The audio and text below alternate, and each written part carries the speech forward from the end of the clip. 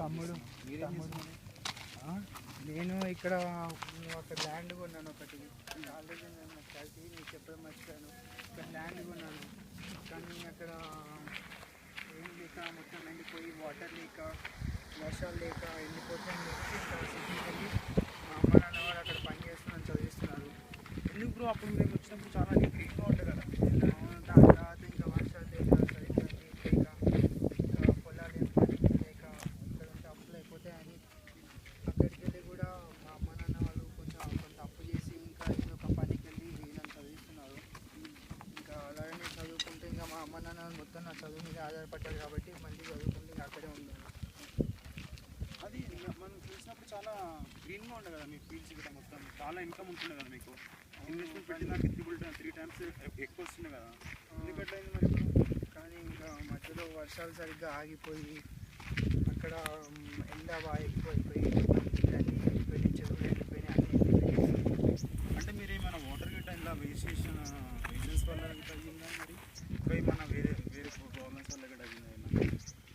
ఏమో ఇంకా వాటర్ లేక అల్లాడిపోయాము.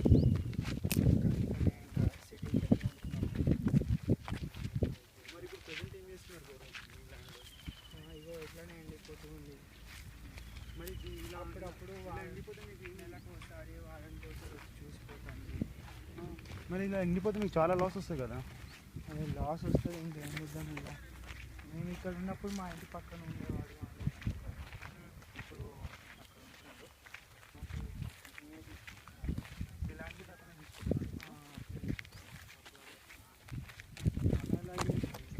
ఇంకా మంచిగా మీకు ఇంకా ఇన్వెస్ట్మెంట్ పెడుతుంటే ఎంత ప్రాఫిట్ డిజాస్టర్ కదా.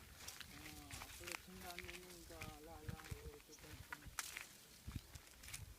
చాలా లాస్లో ఉన్నట్టుగా అనిపిస్తుంది పే చేసిండే మీ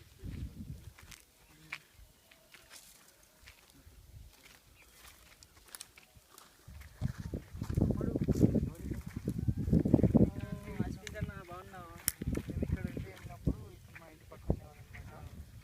ఇతను ఇంకా అక్కడికి వచ్చి బతకలేక ఇంక ఇక్కడే ఈ పొలాన్ని చూసుకుంటూ ఇక్కడనే బతుకుతున్నాడు. ఇంకా మొత్తం డ్రైగా అనిపిస్తుంది కదా. నీళ్ళు లేక ఇలా అయిపోయింది. ఇక ఏం పని చేయలేక కూలీకి వెళ్ళి ఇక పని చేసుకుంటూ బతుకుతున్నాము. చాలా బోర్లు వేసినాము కానీ ఇక ఫలితం లేదు.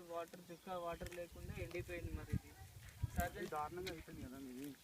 ఇంత క్రాక్స్ వచ్చినాయంటే ఏంటి, చాలా దారుణంగా ఉంది కదా. వాటర్ లేకపోతే ఇక భూమి కూడా అలానే అయిపోతుంది కదా. చాలా చోట్ల కంప్లైంట్ ఇచ్చినాం. పోయి కంప్లైంట్ ఇస్తే ఇక ఫలితం ఏం లేకుండా ఇక గిట్లనే. మీరు ఏమైనా మెజర్ తీసుకుంటుండే ఇలా ఎలా చేయాలి అని, అది మీకు తెలియదా? అది మాకు కొడుకులు పెద్ద చదువుకుంటే ఎవ్వరు లేరు. ఇక అందుకే మాకేం తెలియదు. ఇక మరి అలా అదే పడితే తమ్ముడు అది నా ఫ్రెండ్ నజీమ్ అవుతుంది. మరి అతను అడగలేదా నువ్వు? ఇక అతను ఏం చేస్తుందో నాకు తెలియదు. ఇక నాకు అంత టైం లేకుండా నేను వెళ్ళలేదు. నేనేమో రోజు కూలికి వెళ్ళి వస్తున్నాను. నాకు అంత టైం లేకుండా అది ఎట్లా పాజిటివ్ అయింది వాళ్ళకి.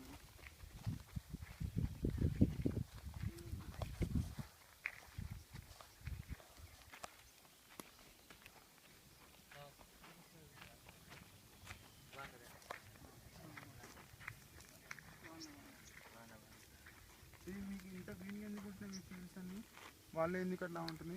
అంటే చాలా అయింది క్రితం మాది కూడా ఈ పంటలు మొత్తం నాశనం అయిపోయాయి. అంటే ఇక ఏది వ్యాపారం చేసుకోవాలి అనేసి నేను హైదరాబాద్కి వెళ్ళానండి. చిన్న వ్యవసాయం చేసుకొని ఇంకా బతుకుదామని. అక్కడ office Hyderabad metropolitan water supply board ఉంటుంది, అక్కడికి వెళ్ళి కనుక్కున్నానండి. కనుక్కుంటే వాళ్ళు అన్నారు ఒక మిషన్ అన్నారు, మిషన్ కాకతీయ. అది ఎట్లా అంటే పొలం దగ్గర మన పొలం ఉంటుంది కదండి, పొలం దగ్గర ఇక్కడ పక్కన చిన్న చెరువు కానీ పాండ్ కానీ అట్లా కట్టుకోవాలి. నీళ్ళు ఉంటాయి కదా, నీళ్ళు దానిలో స్టోర్ చేసుకొని పెట్టుకుంటే అది మన ఎట్లా యూజ్ చేయాలంటే పైప్ లైన్స్ ఉంటాయండి. పైప్ లైన్స్ వల్ల నీళ్ళు వస్తుంటాయి పొలాలకి. నేను కూడా డీసెంట్ గానే కనుక్కున్నాను ఇది.